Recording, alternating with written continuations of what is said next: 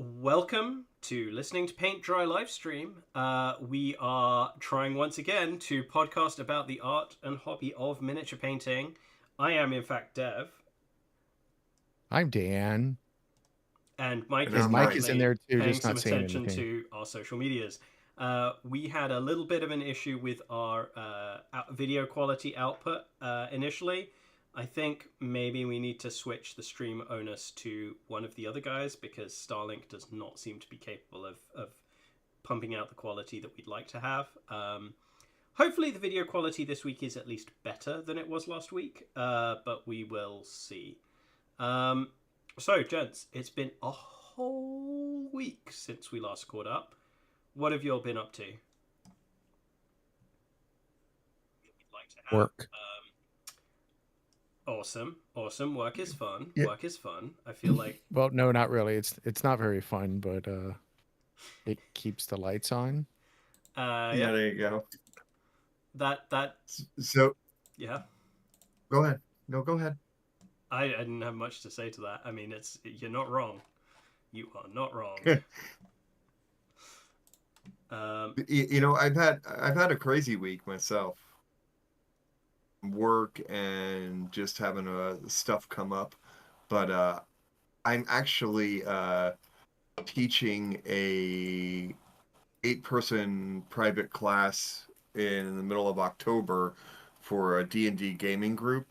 And they want basically it's a 3-hour basics of miniature painting thing for 8 to 10 people. And so they picked the model that they wanted to paint, which is this is a Rogor the Red, a Viking kind of Celtic warrior from Daybreak Miniatures, and I challenged myself to see what it would look like after 3 hours. So I did a timed 3-hour paint. It came out okay. I mean, I'm like, well, I didn't use any washes or anything on it, which I will use in the class because obviously, it's a little bit speedier. Although I do have to balance drying time, and you don't want to use a hair dryer on washes because they'll go glossy. If you blow dry washes with a hair dryer, they turn glossy, especially the Citadel ones. Woo, they turn super glossy. Yeah. So I'm That's trying to if they figure don't that start getting out. blown around, right? Like, which is the worst. And then you start getting whatchamacallit, you start getting tea stains and pull marks and stuff from it. And so I think I'm gonna go pretty simple with it. I'm gonna start out with just like one slide about properties of acrylic paints, how to load your brush, and then I've kind of broken it down. I'm breaking it down into segments of the model. So skin is about 50% of the model, so we'll spend about half the class on painting the skin. And so what I think I'm going to have everybody do is go through and we're going to base coat all the different parts, put on the washes, and hopefully if we can get that done in the first 30 to 40 minutes, then do some talking while it dries and then go forward. You know what I mean? Like kind of stagger things. And I don't know if staggering, like base coating everything, putting a wash on one area and then working on another area, if that's going to be more efficient or not, or you know what I'm saying? So I can't 100%. One of the people I've been working with for a little while now, I've probably had like 3 or 4 sessions with this person. But I don't know the other students at all. And so I don't know how much that they've painted or anything. So it'll be interesting to see. The advice I was given is assume about a quarter of the class time. About a quarter of the class time, maybe a fifth to a quarter of the class time is painting. And that should give you roughly where you're at, because you can paint it in that time. You're probably giving about half the class time to the students to paint. So right, you've got wiggle room there. And then always have like a little bit extra as buffer just to fill in if you've got particularly quick students or students that are maybe getting bored and want to cover something else instead of focusing more on the thing you're teaching. But right. Makes sense. Good advice. Thank you. Mm-hmm. It was something that Kat Jackson taught me way back when I started teaching classes, and it's been really useful because anytime I design a new class, I'll sit down and paint up the model in and give myself about that much time, right? So for a 2-hour class, I give myself 30 minutes, see how far I get in 30 minutes, and that's the amount of content I can cover. And then I'll spend a little bit of like 5-10 minutes extra as like my value add content for that class. Will you check the chat out? Can you see who's watching? That If is you're in the chat right now, great go ahead. question. I probably should do that. Let me see if I can get that open. Dan, have you done any painting or hobbying recently? Any BattleTech games?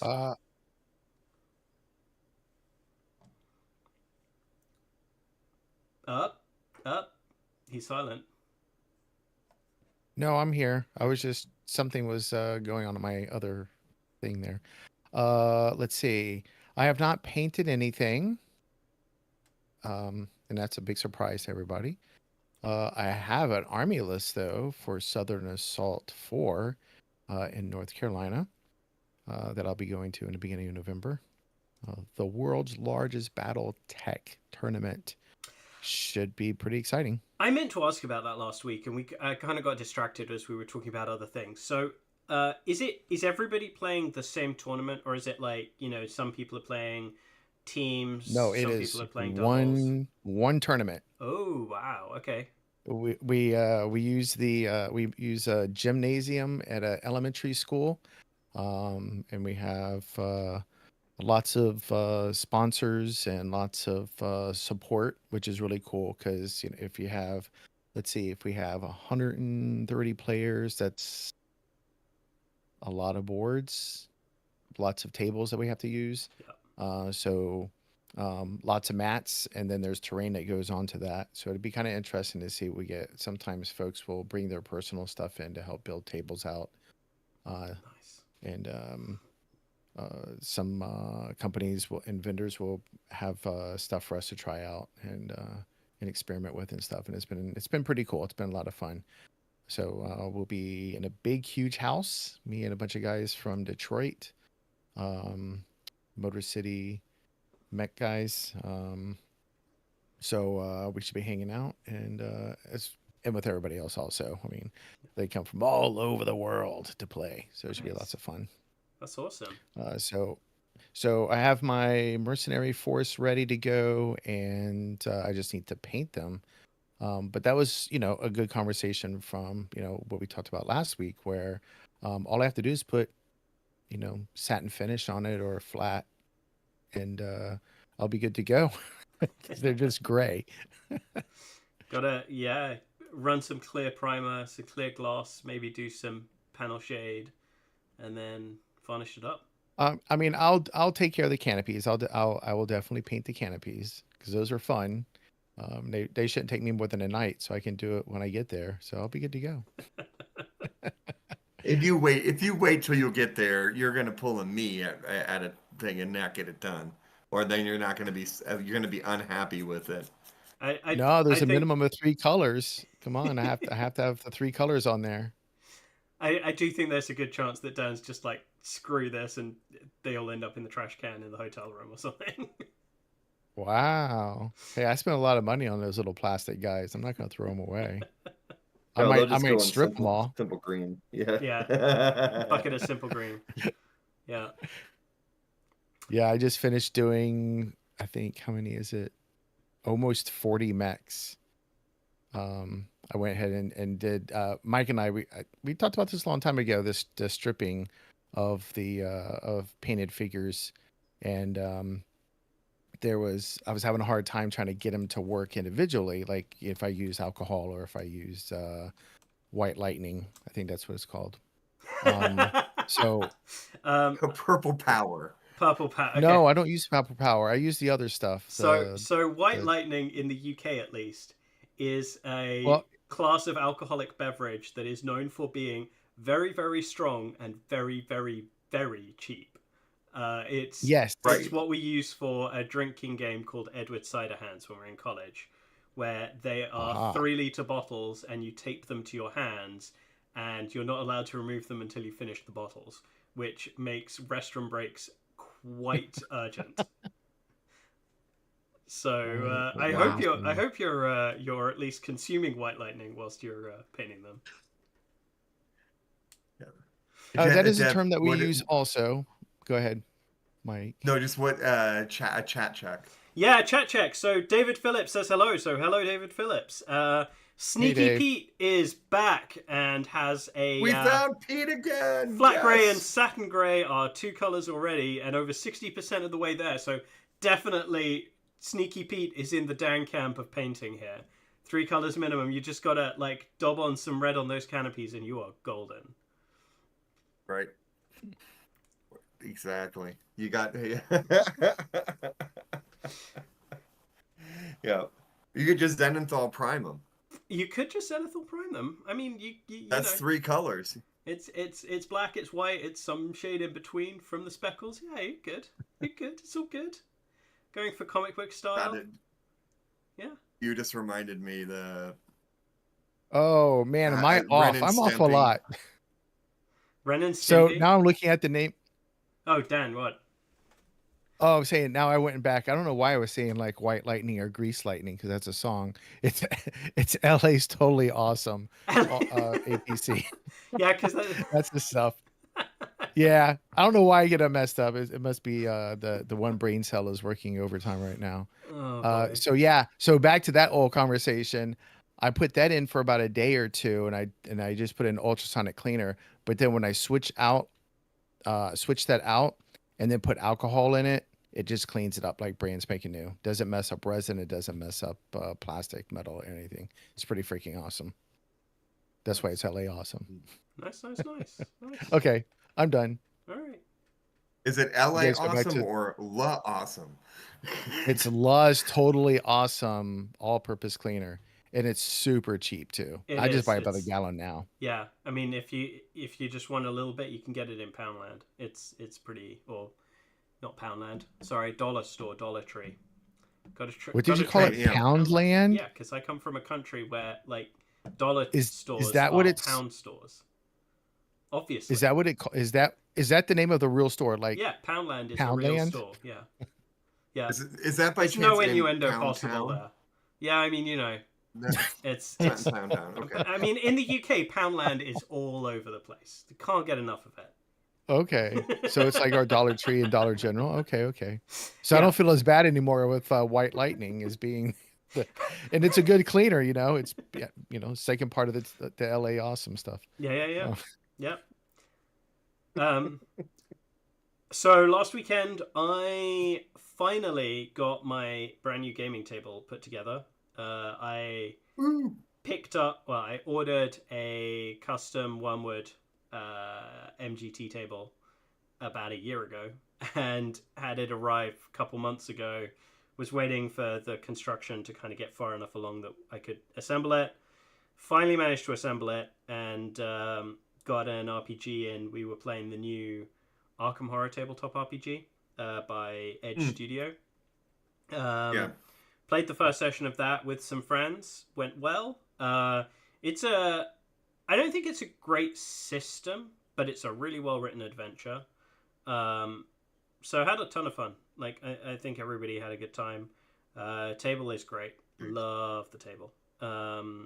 So that was my weekend. And then I've been putting the finishing touches on a charity piece that I've been doing. Let me see if I can. Maybe I can even put this up on screen.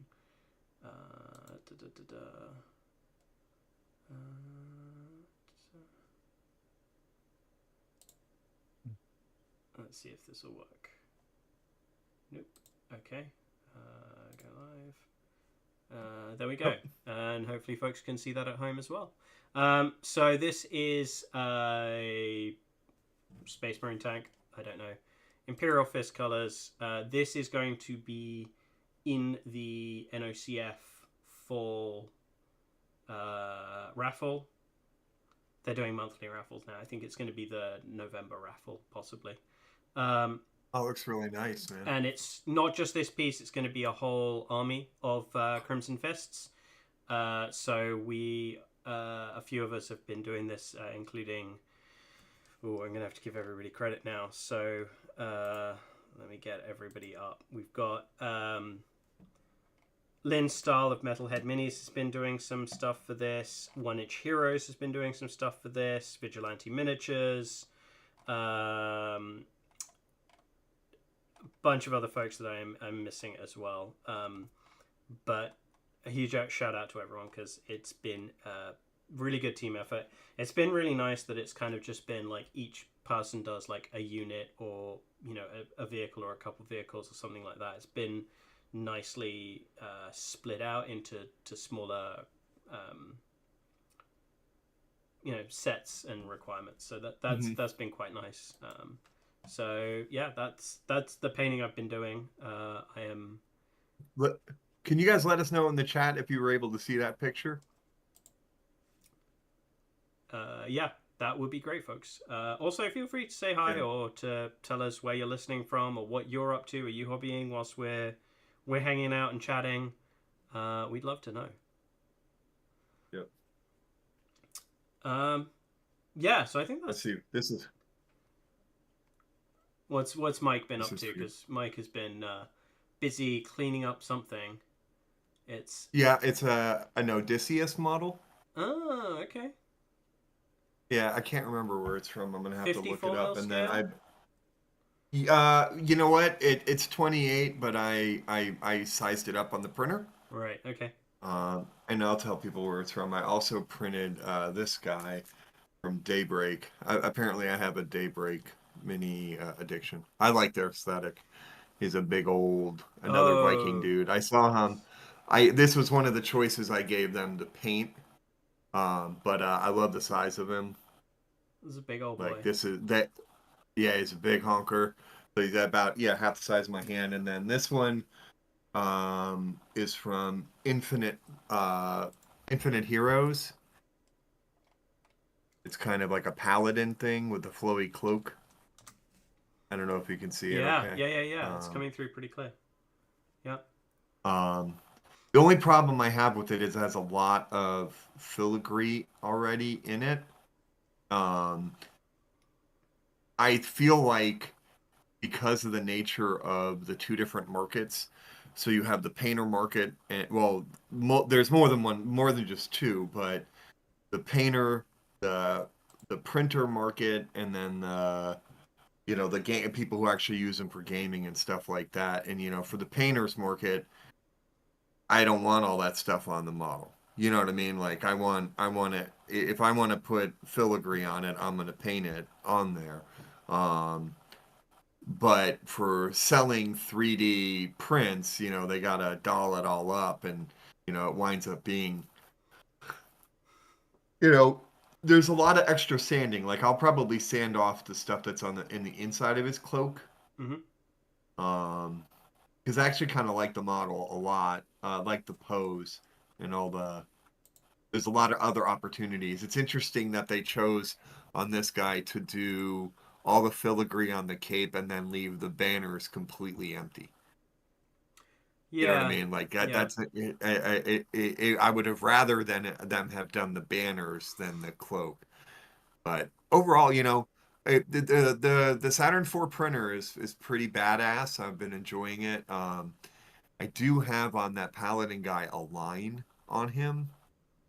Like I don't know, like if you're a 3D printer, you probably know. If you're in a 3D printer, you probably already know what I'm talking about. But sometimes you just randomly get a line across the model, and you're like, was that just some form of a hiccup in the build plate, or somebody what slams happened the door there? too hard or something like that.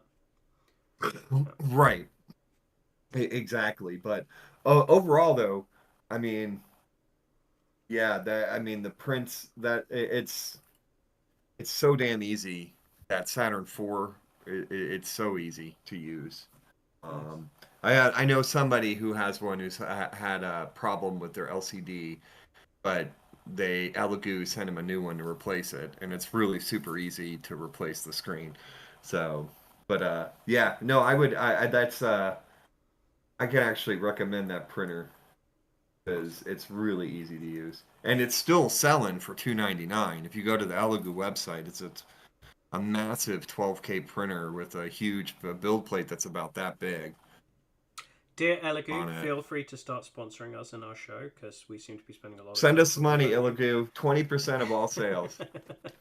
Updates on the chat. David Phillips is listening in from Virginia.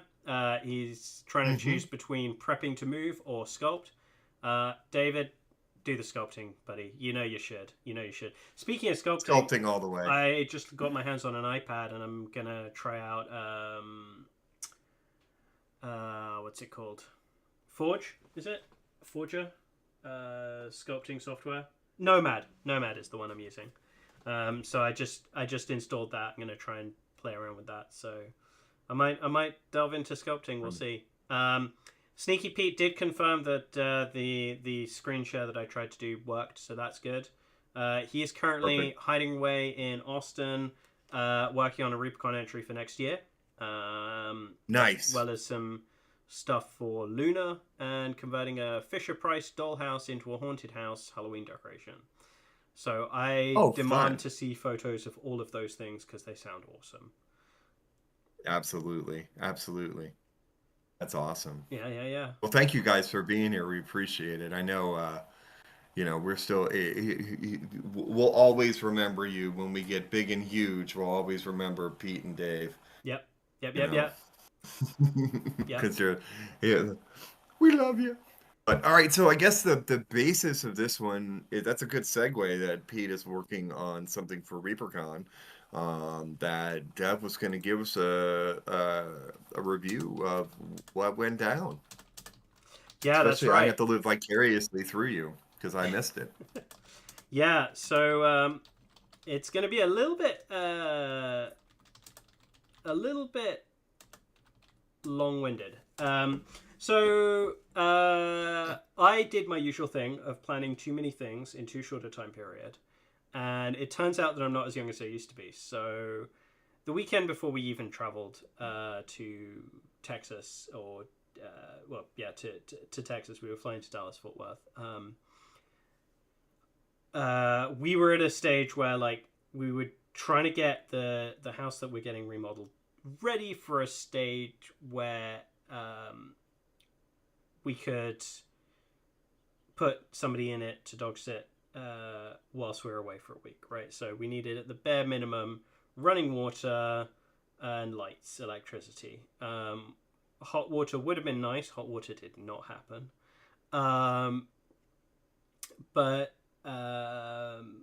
So the Saturday before we leave, I am at a roller derby home bout that I'm meant to be officiating the games for. Christine calls me up, freaking out about the state of the water because the water's not flowing, and so I end up abandoning the game, going home to fix all of this,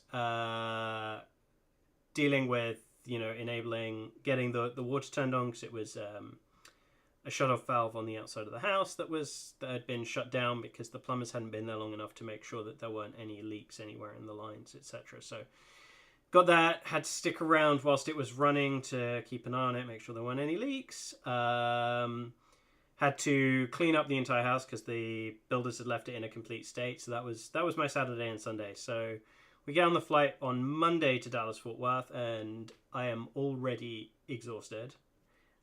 We get to Dallas at 6 p.m. because we've lost 2 hours in the time zone shift. Get to the rental, the car rental in Dallas Airport, which is a mission.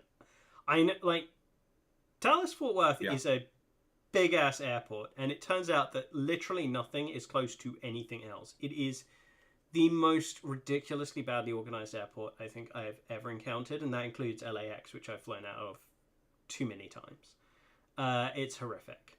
But anyway, we got to the car rental place eventually. Atlanta sucks too. I'm not sure I've done. I mean, I must have gone through Atlanta at some point, but I don't recall it, which is probably a good thing. I think Atlanta may have been when we missed a connection one time. No, that was, I don't know. Anyway, So, 30-minute bus ride later, we get to the car rental place. The car rental place has I kid you not, like 80-person long line trying to get cars.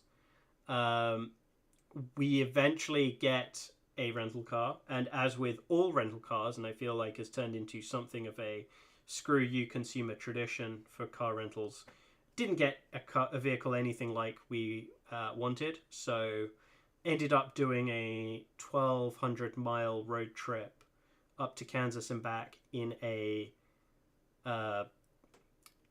Jeep Wrangler that got 16 miles per gallon when I was driving really economically. So that was a lot of refueling, especially as it seemed to have like an 8-gallon tank or something ridiculously small. Went up to Kansas, went and visited my wife's family, spent some days with them. She was staying up with them for a few extra days. I drove back down for ReaperCon. All good. Got to ReaperCon, hardcore crashed. It had been, I think it's like it was a 6-hour drive back because we were right like slap bang in the middle of nowhere in Kansas, so it took 2 hours just to get to a freeway. Totally crashed, and basically my ReaperCon was, we've lost Mike. No, you haven't. You Okay. haven't. I just accidentally hit that. No, my bad. So my ReaperCon was spent in something of a daze of like just no energy. Got in a day before Michael Kleeman, who was my roommate for the convention. Got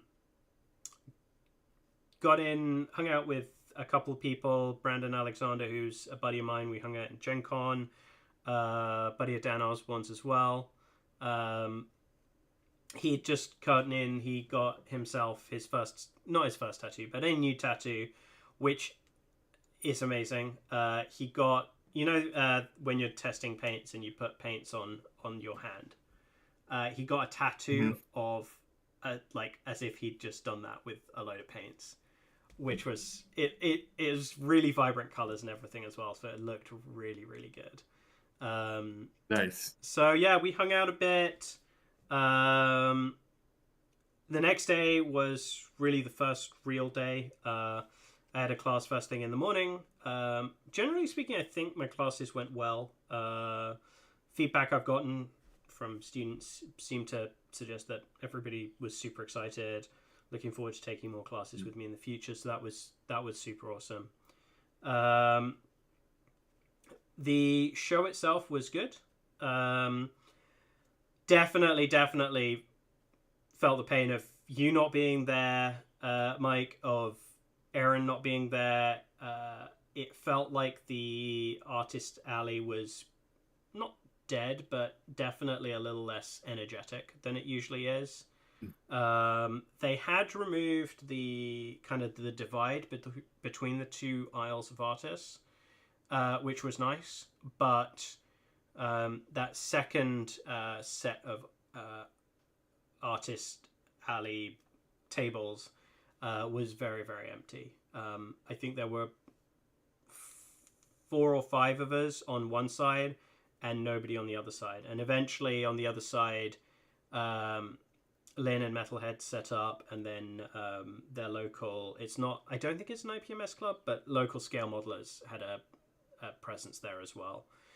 So over the weekend it did fill up a little bit, but it was still definitely emptier than usual.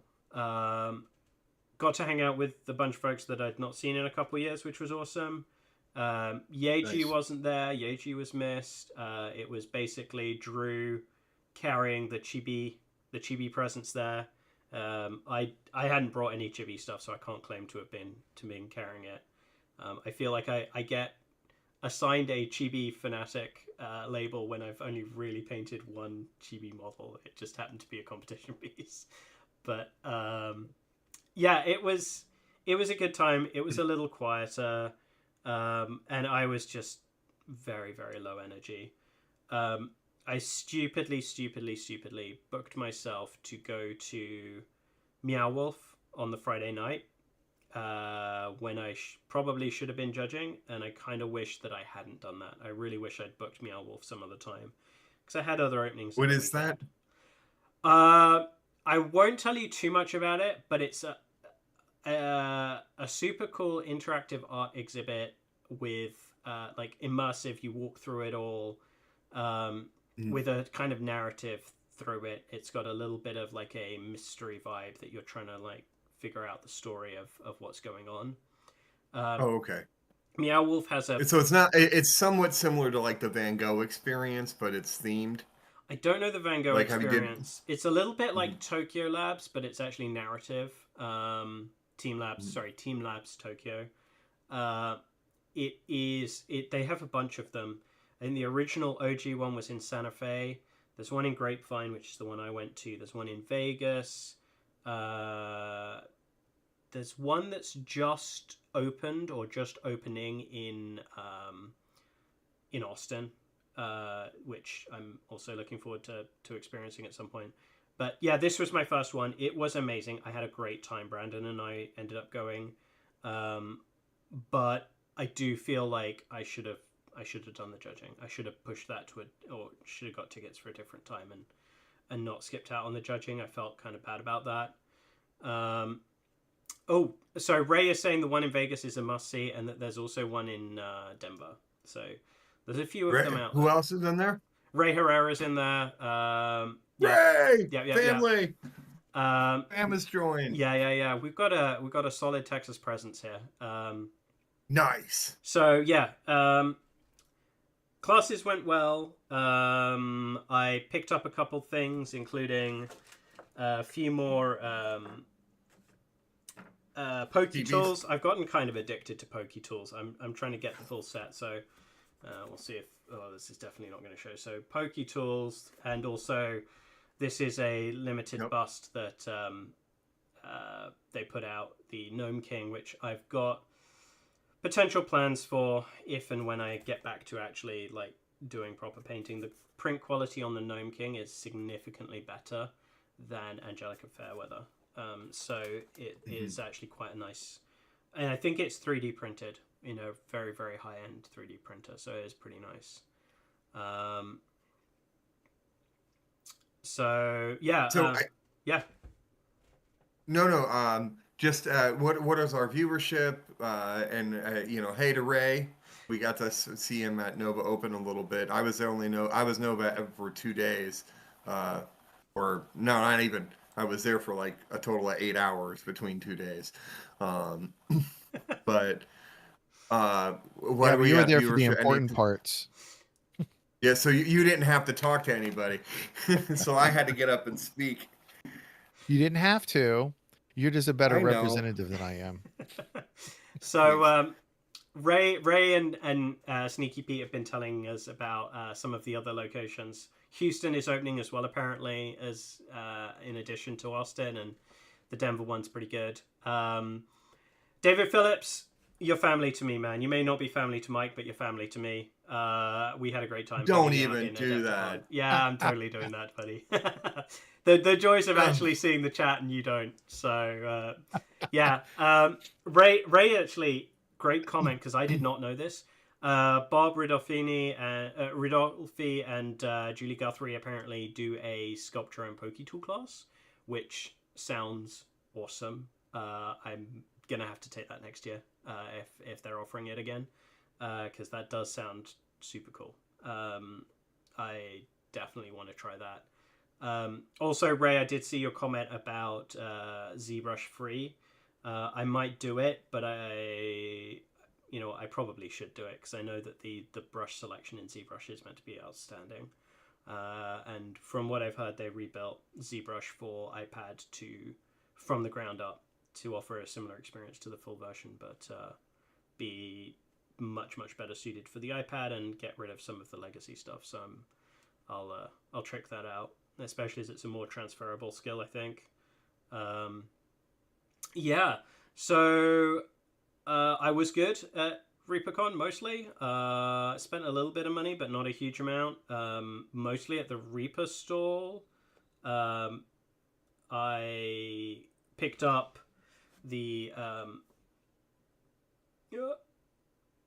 this bust from PK Asher. This is the Michelle Farnsworth Memorial bust that was put out. So gonna figure out painting this at some point as well, because I would very much like to paint that up and do a little monster. A bunch of us in Artist Alley were brainstorming different ideas, and for all of you that know Michael Kleeman, nag him to paint his up because he has a fantastic idea for his, and I want to see it come to life. And if it doesn't come to life next year, then I'm stealing the idea and I'm going to put it in for the year after. So, Michael, you got to. Yeah, you only get a 1-year trademark. You Absolutely. get a 1 year. That's If you tell somebody an idea, you get 1 year to paint it. If you don't, then it's fair game. Yep, that was the consensus, definitely. Yeah, it's just like Chris Serhi is like pushing me to paint. So he did a Hunt for the Jabberwocky thing, which is basically it's an Alice in Wonderland beautiful piece, and I think that's the one that won People's Choice, right? Yep. At the Fan Nova favorite, Open, yes. And fan favorite.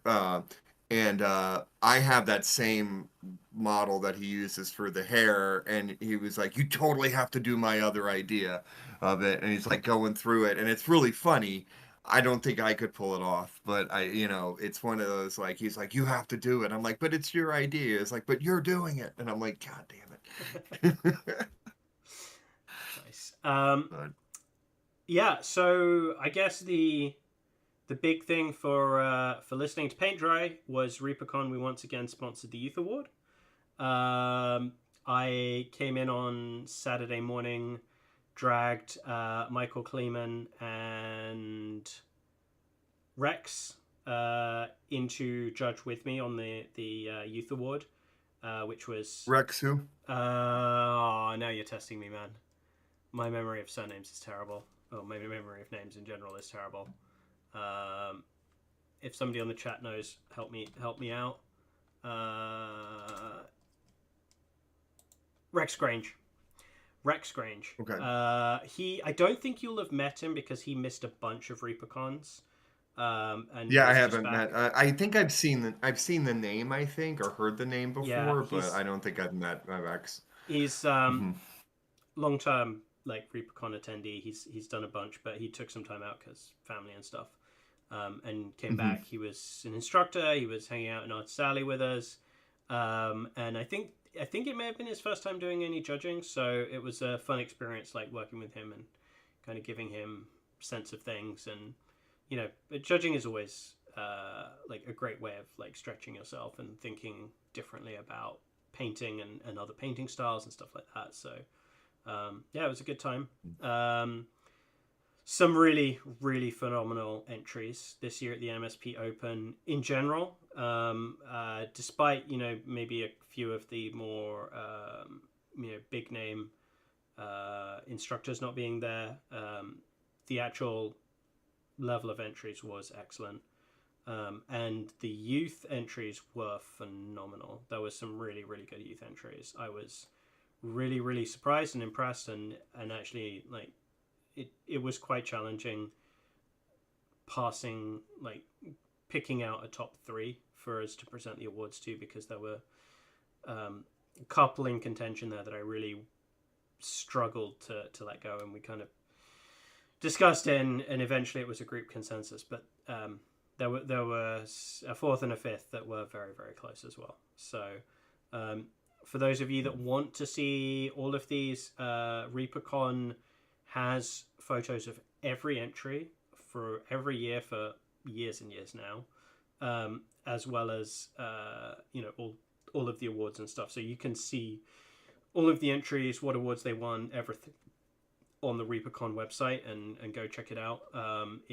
There were some fantastic ones. Yeah, Mike. And they actually demarked the youth awards for listening to Paint Dry as well. Yes. They did not last year, but this year, if you just want to go to the ReaperCon 2024 gallery page and just see the 3 entries that won, open the page and then hit search for listening, and then you'll be able to see where it is, the Listening to Paint Dry Youth Award.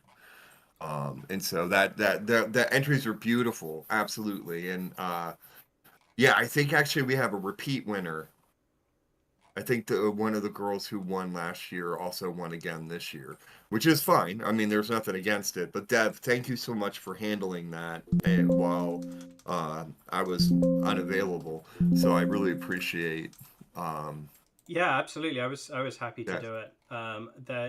There were a bunch of fantastic pieces. It also helped assuage my guilt at not doing the full judging a little bit. That I was at least doing some judging. Mhm. And also, You give the most important award there. I definitely did. I think I mean, we all agree on this, right? Like getting the young hobbyists into the hobby and excited about it, and kind of wanting to do more is super important, and having an award for that, I think, was it's a great way to encourage that. And especially, I don't know if ReaperCon has done this in previous years, but in terms of the MSP Open Awards, it felt very much like the youth awards were being judged to a full adult standard.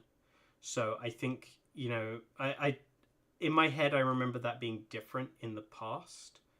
And if I was wrong about that, then I'm wrong about that. But I think having a top three really gives a little bit of extra encouragement when some of the younger painters may have gotten a bronze or a silver and been a little bit disappointed with the results. So hopefully we gave some encouragement and got some folks excited about it. I am singularly failing to find these awards, and I know it's definitely user error. So just for people to know too, listeners here in the right now, and for future listeners, there are going to be some upgrades to the Youth Award. We've been approached by a couple of vendors, and that want to help sponsor it. The goal is to give a nice goodie bag for each award. I think we might be moving away from a 1, 2, 3, and just recognizing 3 youth. Everybody gets a gold ogre and a goodie bag. That way, it doesn't have to be a 1, 2, 3. It's the best 3. It's the 3 that stand out for us. And while it's not, I want it to kind of feel a little bit like a youth best in show. But I also want it to be a celebration too. And so, along those lines, it'll probably be we'll probably although I have a crap ton of printed trophies now at this point. Thanks, Dev. You're welcome, buddy. You're welcome. So along with that, so we sponsored one at the Nova Open, and we'll also sponsor the one at Kubla Khan as well for youth painting. And we sponsor a couple of other awards too, through the podcast at kind of local shows. But I can't talk about it now. I want to have everything kind of confirmed, but just be on the lookout for updates down the road, for what the price support's going to be and things. Because I know there was a company that approached us about doing some personalized work for the Youth Award, and following up on that contact that way. I'm gonna want one of those, like not just a youth. I'm like, damn it, I want to win one of those.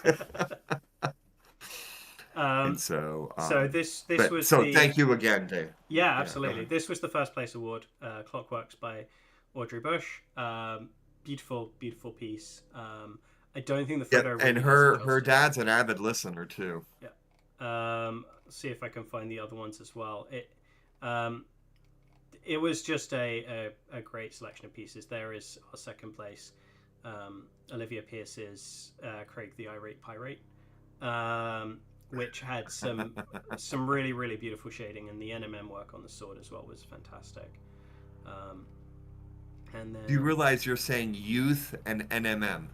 I know, it's insane, isn't it? The standard of some of these painters was fantastic. I mean, there were other pieces that, even if the execution wasn't quite there, the creativity of the pieces was phenomenal, and I'm so in awe of the creativity that these painters can get. This one is one that I particularly remember.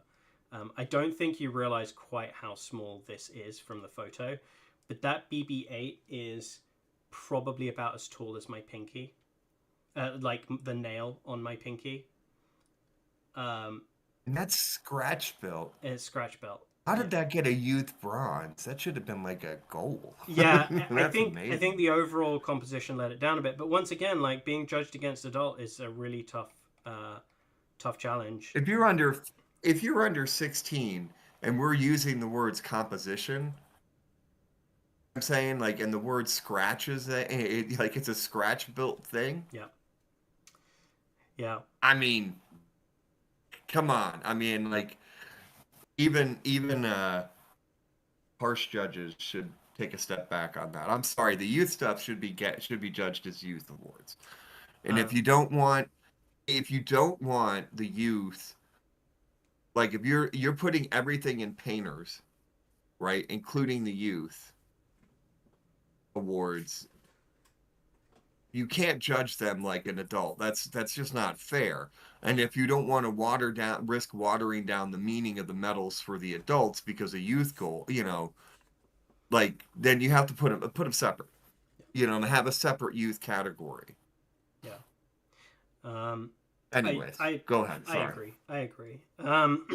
Third place, and secretly a little bit of a favorite of mine, much as I love the other two pieces, is the SSS Orca, because this piece is done entirely inside of perspex boxes to simulate water. So if you look at it from above, literally all you see is a periscope sticking out of water. And then you have to get right down and look at it side on, and you see this. And it was beautifully done. Those stripes along the side are freehanded. All of the coral and plant life, all sculpted from scratch. There's a little booklet that came with it, which described Mackenzie's journey through creating the piece, all of the sculpting and everything. It was just, again, one of those examples of like the creativity of the pieces here. And the execution was excellent as well. And I absolutely adored this piece. So scroll down. Let me see the 2023 entries. Yeah, Mackenzie, that. Yeah. See, she sculpted a dragon last year. Yep. That was a scratch dragon that she got the whatchamacallit as well. Yep. She got another list. So we have 2 repeat winners. Yep. Yeah. But beautiful work. Absolutely. What a talent at that age. So it was my great privilege to present those awards and also to jump on just ahead of the award ceremony with Reaper John on the Reaper live stream and talk up the podcast a little bit, talk up the youth awards a little bit. We kind of did a little bit of, a retrospective on ReaperCon as a whole, as an entity, why I like it, why I keep coming back to it, which was really nice as well. And I know that he's got plans to, maybe give us alternate dates for the future. The show next year is going to be same weekend, same venue, but beyond that, there's maybe some opportunities to change things up a little bit. So we'll see how that goes. But I'm looking forward to it. So that would be amazing. Yeah, I think that would be amazing. I think it would. It would be so good not to have this conflict with DragonCon and Nova Open. And there's just, bank holiday weekends are few and far between. But I think just having this at any given weekend in the school summer holidays would be probably equally attended. So, hopefully we can shift it a little bit. Yeah. So any final thoughts on it? We got about 4 minutes left. Dan, I'm sorry. I didn't mean to cut you off. Oh, you've been doing that all day. I'm good. I thought you were painting. You said you were going to be painting. No, I said I've been prepping. I was cleaning up Odysseus. I must have fell asleep. Sorry. Yeah. Well, you can't next week. Next Thursday is all on you. Oh, great. It's going to be fun. Next Thursday is the Nova Open talk. Surprise. Yep, it's all on you, buddy. It's all on you. We also have Sean has just jumped in and is asking if this is going to be the new format. It's going to be a new format. We're still going to be doing the old podcasts. I know Mike has got a bunch of them in the can already that he's editing and is going to start dropping. But for the three of us, for our casual chats, maybe for the occasional guest star, we're going to be doing these as well.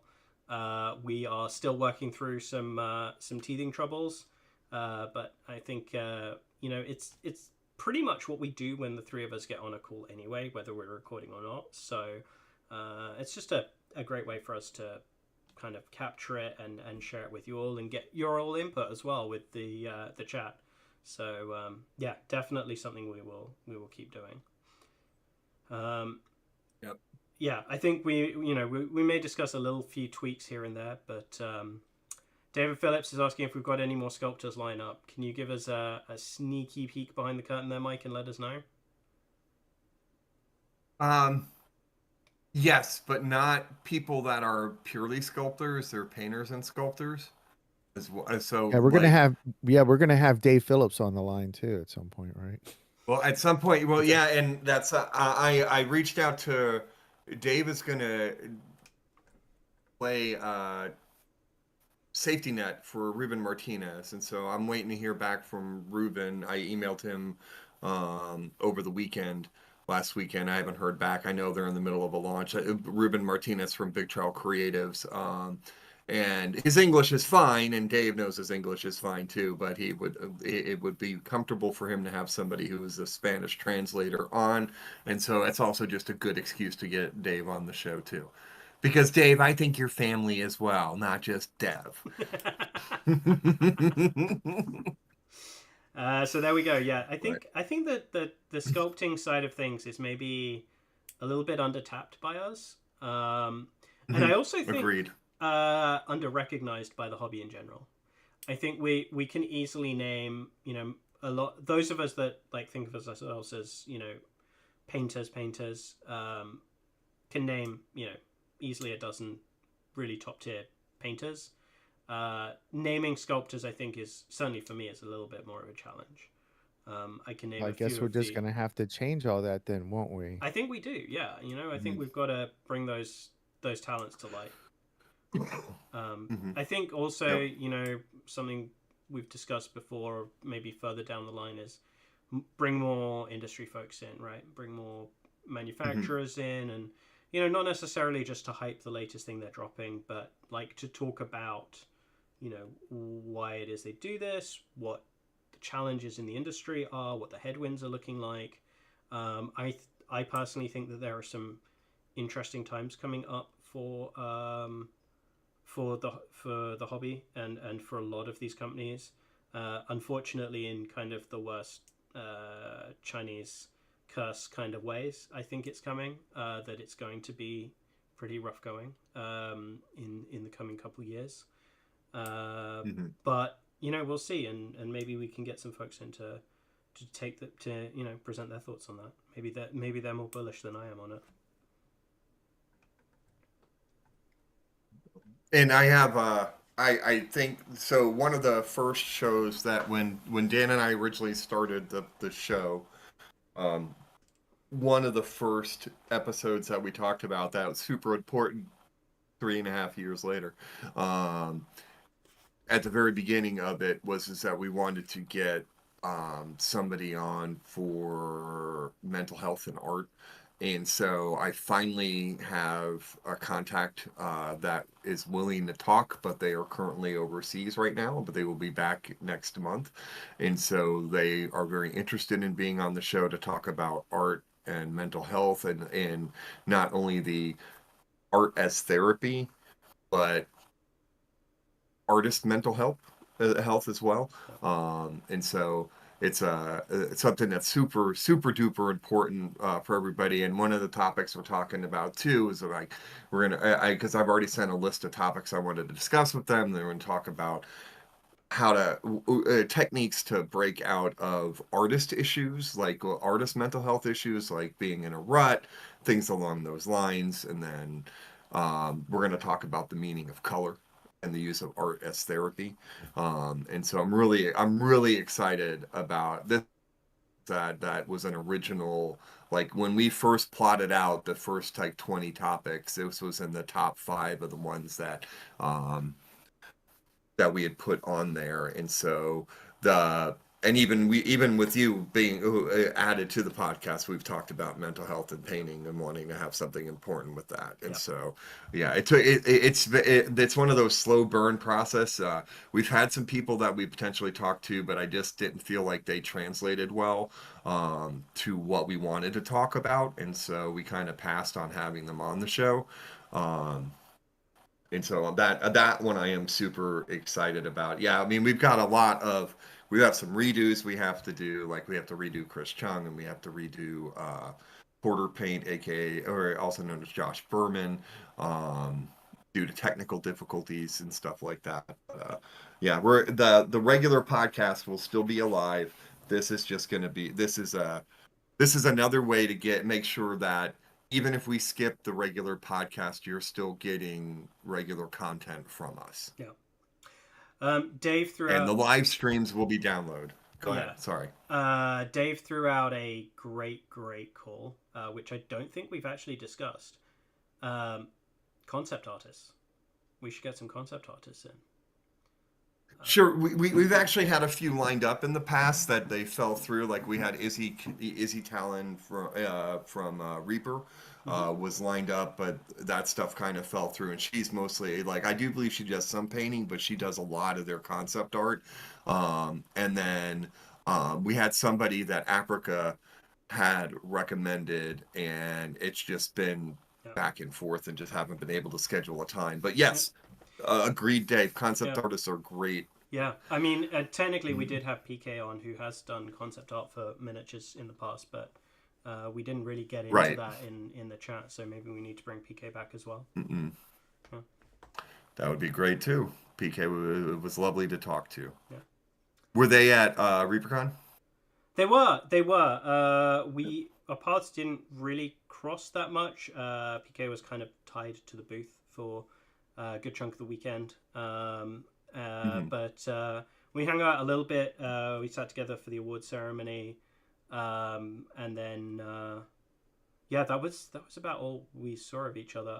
I unfortunately the morning after the award ceremony, I had a super early flight. The joys of flying in and out of Sonoma County Airport is if you get a direct flight, you take it, but it's usually not at a time you want. And in hindsight, I think it would have been better to have flown out Monday. It always feels a little weird staying Sunday night, because it feels like that's definitely the night for the Reaper artists a little bit. But I do kind of regret rushing out early on Sunday. It was part of why I didn't get any of the feedback or anything, because I just barely had time to pick up my models. I kind of had to rush and pull the I'm a judge card to grab them Sunday night, so that I could pack them all up and be ready to go first thing in the morning. Right. Yeah, Sean, by the way, local to Fredericksburg, and is wanting for you guys to start a club. So I don't think I'll be a regular attendee of that club, unfortunately. But I'd love to make it occasionally if you guys start something up. You know, and one of the things we're looking to do too is to arrange paint days in area. I know that we were looking, hopefully by the end of the calendar year, to do painting day in Baltimore, and then hopefully at the turn of the new year doing one in like Games Garrison in Fredericksburg, and seeing if people want to come down and just there's a lot of Richmond painters, Fredericksburg painters like Sean and Dan and Brandon Roy is in the Fredericksburg area as well, and then Baltimore has Will Hahn, Dave Bourbon, goes by Bourbon Brush, Nick Aaron Yeah. Simmons. I mean, there's a lot of Baltimore painters too, and so yeah, no, I agreed. I wish. I unfortunately I am in northern Virginia, like further up. I'm closer to DC, so when I go to Fredericksburg, it's a commitment. Yeah, pretty much. Split the difference. Just And we just do told him have that Warhammer. we do have normal painting days at Game Garrison now. So maybe it's just a matter of going. I don't have a chance to go because my weekend's been packed and will be for the next like 3 months. So I don't get to go out too much for that. Don't have a chance to go down to the hobby shop and buy more paints and paint and play battle tag. I just stay at home and watch videos and weep. Read yourself some BattleTech fiction, buddy. Just I do. I have one on my desk. Not this desk, but my painting desk has got one because that's the mercenaries that I'll be using. Nice. Nice. Oh, any links? So hey, just send me something, Sean, and I see your little note there, and we'll meet up at some point, and I'll show you the ropes of the wonderful land of Fredericksburg. Yeah, I mean, and if you give me some time, I might be able to head down too. I always have a good excuse to go stock up on some paints and stuff. I'm actually, after having to paint 60 pirates for a friend's store, I do need to do some replacements. It's amazing how fast paints, especially when I painted 2 3-foot long, 4-foot long galleons, which that ate up a ton of paint too. I tried to use mostly craft paints on those. Shh, don't tell. But it's like, damn, I'm gonna use the commission money and just the paint. So, because one can of the Games Workshop primer barely covered both those ships. It was like, that sucked. That was an expensive prime. $22 to prime both of those ships. That sucked. But, anyways, all right. So we're a little bit past the hour. Thank you so much to all who joined. We will have these posted on the YouTube page automatically, but they will also be in the podcast feed. Really appreciate your support. Spread the word. We really appreciate it if you tell people about us. And, we love all of our listeners. Thank you very much. Thank you, everyone, for joining. And, we'll be back again next week. Mm-hmm. And I know that you have a week that we need to be off, though, too, coming up. So we'll let everybody know. But this is pretty much now. I don't know if anybody else is streaming or anybody else is podcasting at this time, but I'm just going to claim plausible deniability that I don't know who's doing what. So we're just going to be at this time. There probably will be exceptions where we do bonus shows. Like if we were actually able to snag a European guest, we might go earlier in the day on a weekend just because that's, there's a lot of 6-hour time differences going on and such. And so, and for Dev, that'll be even more brutal. Dev will be just going to bed. Love me a 3 a.m. start. Yeah, always. All right, well. That's the best. Good night, everybody. Good night. See ya.